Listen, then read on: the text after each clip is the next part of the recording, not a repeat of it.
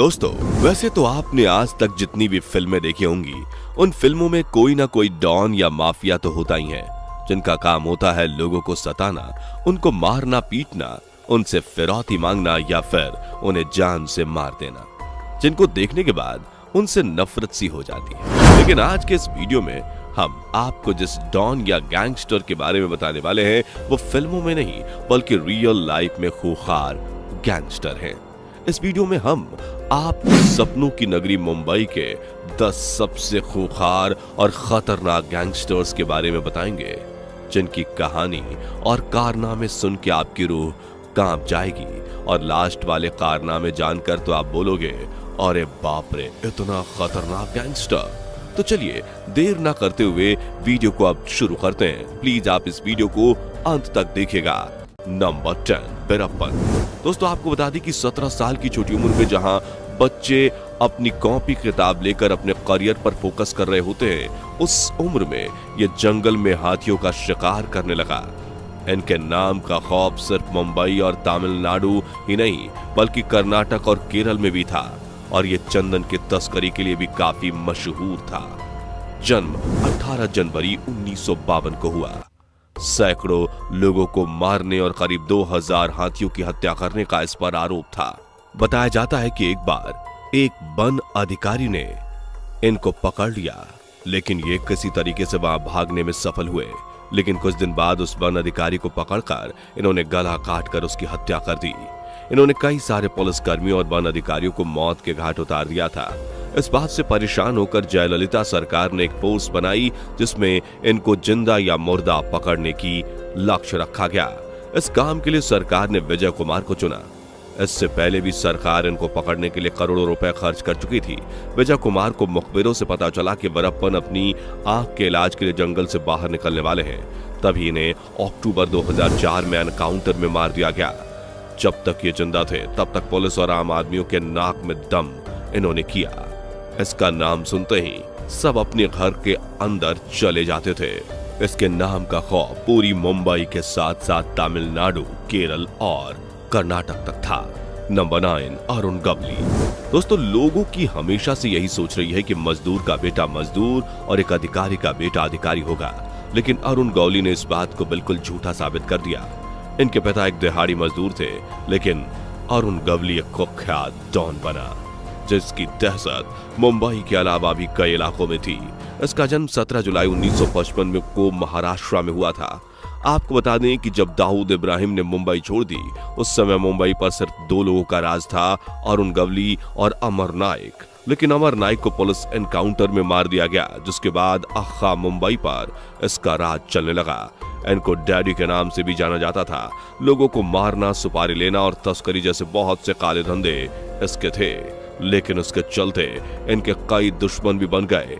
इसलिए इन्होंने जुर्म की दुनिया को छोड़कर राजनीति को चुना और सोचा कि पुलिस की नजर से बच जाएंगे। लेकिन साल 2008 में इन्होंने शिवसेना के पार्षद कमलाकर जामसनेकर की सुपारी लेकर हत्या कर दी। इस केस में इनको उम्र कैद की सजा सुनाई गई। इनके जेल में जाते ही पुलिस ने इनके बाकी बचे गैंग को साफ कर दिया। नंबर 8, रवि पुजारी। दोस्तों, अपनी गली मोहल्ले के छोटे मोटे गुंडों के साथ रहने वाले और छोटे मोटे अपराध करने वाले रवि पुजारी अंडरवर्ल्ड की दुनिया के मोस्ट वांटेड क्रिमिनल में से एक है। रवि पुजारी दुनिया की नजरों में तब आए जब इसने अपनी विरोधी गैंग बाला झाल्टे की हत्या कर दी थी। इस हत्या के बाद इन्होंने अपराध की दुनिया में अपनी अलग पहचान बना ली। कुछ दिन बाद ये छोटा राजन की गैंग में शामिल हो गया। राजन के साथ काम कर पुजारी ने कई वारदातों को अंजाम दिया। इसके चलते छोटा राजन ने रवि पुजारी को अपना राइट हैंड बना लिया। 1990 में रवि पुजारी के गैंग के आदमियों ने कुकरेजा बिल्डर के ऑफिस में ओम प्रकाश कुकरेजा का मर्डर कर दिया। इसके बाद बिल्डर सुरेश बाधवा को जान से मारने की कोशिश की गई। उस समय सुरेश बाधवा अपनी जान बचाने में सफल रहे। रवि पुजारी बॉलीवुड के कई सितारों को भी धमकी दे चुका है। रवि पुजारी ने बॉलीवुड की स्टार अभिनेत्री करिश्मा कपूर के पति संजीव कपूर को 50 करोड़ रुपए की मांग करते हुए जान से मारने के लिए मेल भेजा था। आपको बता दें कि रवि पुजारी ने मुंबई के जाने माने वकील वाजिद मेनन को मारना चाहा, लेकिन वह ऐसा नहीं कर पाया। सूत्रों के अनुसार रवि पुजारी फिलहाल अभी ऑस्ट्रेलिया में है। नंबर 7, अब्बू सलीम। दोस्तों आपको पता ही होगा कि अमीर बनने के लिए मेहनत करनी पड़ती है, लेकिन कुछ लोग गलत तरीके से अमीर बनना चाहते हैं, जैसे कि अब्बू सलेम ने किया। यूपी के आजमगढ़ जिले के सराय मीर नाम के एक छोटे से गांव में 1966 में अब्बू सलेम का जन्म हुआ। इनके पिता का नाम अब्दुल कयूम था, जो पेशे से वकील थे, लेकिन एक दिन इनके पिता की एक रोड एक्सीडेंट में मौत हो गई। घर का खर्च चलाने के लिए काम भी करते थे, लेकिन ये जल्दी ही अमीर बनना चाहता था, इसलिए ये मुंबई आ गया और एक मॉल में काम करने लगा। उस मॉल में कुछ लोग ऐसे भी आते थे जो अंडरवर्ल्ड से थे, जो मॉल में आकर भाईगिरी करते थे। उन्हें देखकर अब्बू उनसे प्रभावित हो गया और सोचने लगा कि लोग उनसे डरते हैं और वो जल्द से जल्द अमीर बन जाए। इसलिए वह अपना दिन भर का काम निपटाकर शाम को अंडरवर्ल्ड लोगों के साथ घूमने लगा। इन लोगों के साथ मिलकर इसकी पहचान दाऊद इब्राहिम के छोटे भाई अनीस इब्राहिम से हुई। इसके बाद इसने कई बड़े कामों को अंजाम दिया। जब मुंबई पुलिस ने इसे पकड़ने की कोशिश की तो ये मुंबई छोड़कर पुर्तगाल गया, लेकिन 2002 में इसे पुर्तगाल से गिरफ्तार कर लिया गया और भारत भेज दिया गया, जहां इस पर मुकदमा चलाए गए और दोषी पाने पर उम्र कैद की सजा दी गई। नंबर 6, वरदराजन मुदलियार। दोस्तों आपको बता दी कि अपने शुरुआती दिनों में वरदराजन मुंबई में कूली का काम किया करता था। एक दिन स्टेशन पर इसकी मुलाकात अवैध शराब का कारोबार करने वाले कुछ लोगों से हुई। पैसे की खातिर इसने इस धंधे में कदम रख दिया। उसके बाद यहीं से अपराध की दुनिया में इसकी एंट्री हुई और फिर मुंबई के लोग उसे वरदा भाई के नाम से जानने लगे। उन दिनों मुंबई में हाजी मस्तान और करीम लाला का राज चलता था। पहले तो यह दूसरे के लिए शराब की तस्करी करता, लेकिन कुछ समय बाद इसने खुद का धंधा शुरू करना चाहा, लेकिन हाजी मस्तान के बिना वह यह काम नहीं कर सकता था। फिर एक दिन इसकी मुलाकात अंडरवर्ल्ड डॉन हाजी मस्तान से हुई। हाजी मस्तान ने वरदराजन को अपने साथ मिला लिया। सबसे पहले ये मुंबई पोर्ट पर आने वाले माल की चोरी करते थे, लेकिन बाद में इन्होंने नशीले पदार्थों की चोरी और जमीनों पर कब्जा करना शुरू कर दिया। लेकिन कुछ ही सालों बाद ये मर्डर की सुपारी से लेकर जमीन खाली कराने तक और ड्रग्स की तस्करी तक करने लगा था। लेकिन 80 के दशक में वरदराजन एक तेज तरार पुलिस अफसर वाई.सी. पवार के निशाने पर आ गया। उन्होंने वरदराजन के गैंग के कई लोगों को मौत के घाट उतार दिया। जब हालात ज्यादा बिगड़े तो वरदराजन मुंबई छोड़कर वापस चेन्नई चला गया और वहीं पर 2 जनवरी 1988 को दिल का दौरा पड़ने से इसकी मौत हो गई। नंबर 5, हाजी मस्तान। दोस्तों अगर बात मुंबई और अंडरवर्ल्ड के डॉन की हो रही हो और हाजी मस्तान का नाम ना आए, ऐसा तो हो ही नहीं सकता, जो अपने समय के कुख्यात डॉन में से एक था। तस्करी करना, लोगों को धमकाना, सुपारी लेकर लोगों को मरवाना और ना जाने कितने आपराधिक मामले इस पर दर्ज थे। इसका जन्म तमिलनाडु में हुआ था। ये कुडाक्लोर में 1 मार्च 1926 को जन्मा। इसने 1970 तक मुंबई में अपना एक अलग साम्राज्य स्थापित कर लिया था। कहा जाता है कि इसको सूट पहनना और मर्सिडीज चलाने का बहुत शौक था। आपातकाल के दौरान इसको जेल में डाल दिया गया, लेकिन जेल से रिहा होने के बाद इसने राजनीति में कदम रखा और 1980 से 81 में एक राजनीतिक दल का गठन किया और 1985 में इसने दलित मुस्लिम सुरक्षा महासंघ का नाम दिया ताकि दलितों और मुसलमानों के वोट से वह सरकार बना सके, लेकिन ऐसा नहीं हुआ। 25 जून को 1994 को इसको ख्यात गैंगस्टर के दिल का दौरा पड़ने से मृत्यु हो गई। नंबर 4, करीम लाला। दोस्तों मात्र 21 साल की उम्र में पेशेवर के रास्ते मुंबई पहुंचने वाला इसको ख्यात डॉन का जन्म अफगानिस्तान के कुन्नार प्रांत में 1921 में हुआ था। यह तस्करी समेत कई गैर कानूनी धंधा करता था। आपको बता दें कि 1940 में इसने तस्करी के कामों में अपना दबदबा बना लिया।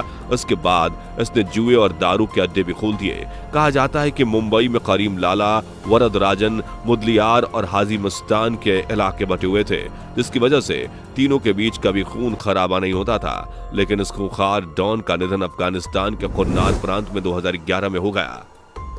नंबर 3, छोटा राजन। दोस्तों आपको पता ही होगा कि नाम छोटा या बड़ा होने से कुछ नहीं होता। इसका नाम छोटा जरूर है, लेकिन इसके कारनामे सुनने के बाद आपके होश उड़ जाएंगे। आपको बता दें कि छोटा राजन बड़ा राजन का दाहिना हाथ था।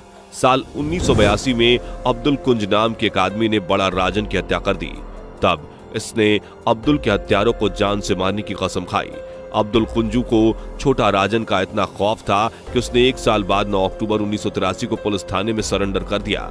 लेकिन छोटा राजन ने कई बार उसकी हत्या करने की कोशिश की, लेकिन वह हर बार बच जाता था। एक बार तो भरे अस्पताल में छोटा राजन ने उसको मारने की कोशिश की, जिससे प्रभावित होकर दाऊद ने उसे अपनी गैंग में शामिल कर लिया।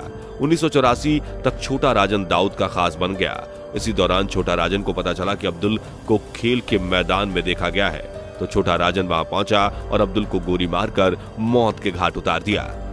नंबर 2, छोटा शकील।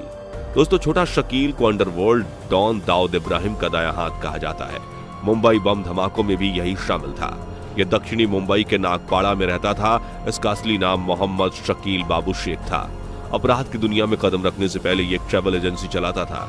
ये 1988 में दाऊद गैंग में शामिल हुआ और दाऊद के साथ मिलकर न जाने कितने ही जुर्मों को अंजाम दिया, लेकिन 2017 में इसकी हत्या कर दी गई। इसकी हत्या किसने की, इस बात की जानकारी अभी तक नहीं मिली है। नंबर 1, दाऊद इब्राहिम। दोस्तों, अब लिस्ट में आता है मुंबई के सबसे खतरनाक और खूंखार गैंगस्टर दाऊद इब्राहिम का नाम। दाऊद इब्राहिम भारत के मोस्ट वांटेड अपराधियों की लिस्ट में नंबर 1 पर आता है। इनके पिता एक हेड कांस्टेबल थे। दाऊद ने अपराध की दुनिया में कदम अपने भाई शब्बीर के साथ मिलकर तस्करी के काम से शुरू किया। यहीं से मुंबई में खूनी जंग शुरू हुई। दाऊद के पहले करीम लाला ने मुंबई में अपना दबदबा बनाया था, लेकिन दाऊद के आने से लाला को अपने काम में दखल महसूस होने लगा, जिससे लाला ने दाऊद के भाई शब्बीर को मौत के घाट उतार दिया।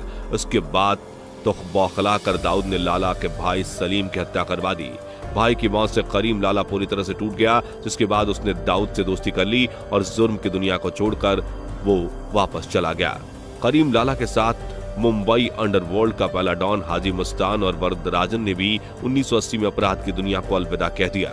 आपको ये भी बता दें कि कहा जाता है कि 1993 के मुंबई धमाकों से पहले दाऊद इब्राहिम भारत छोड़कर चला गया था। दोस्तों, वैसे आपको इन गैंगस्टर्स में से किसकी कहानी सबसे दिलचस्प लगी और आपका फेवरेट गैंगस्टर कौन है, हमें कमेंट बॉक्स में जरूर बताना।